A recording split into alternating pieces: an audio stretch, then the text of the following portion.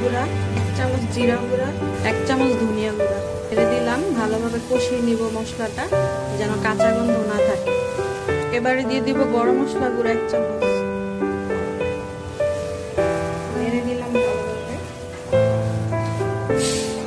এখানে আমি নিয়েছি 1 কেজি গরুর মাংস, দিয়ে দিলাম। ভালোভাবে নেড়ে দিয়ে 20 মিনিট মতন ঢেকে রাখবো।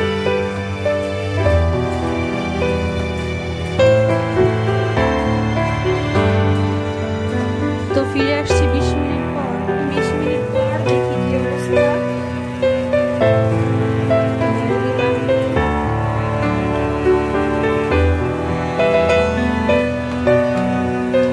এবার আবার ঢাকা দিয়ে 20 মিনিটের মতন আবার ফিরে আসলাম 20 মিনিট পর, দেখি কি অবস্থা। এবার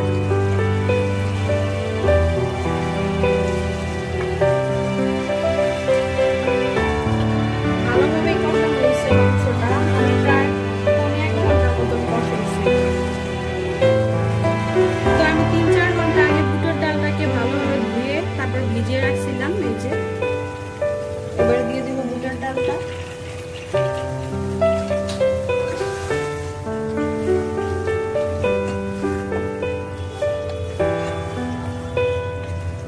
তো আর 10 মিনিট পর কষানোর পরে দিয়ে দিব ঝোলের পানি। ঢাকা দিয়ে দিলাম। ফিরে আসছি 10 মিনিট পর। 10 মিনিট পর ফিরে আসলাম। মাংস ডাল সুন্দরভাবে কষানো হয়ে গেছে।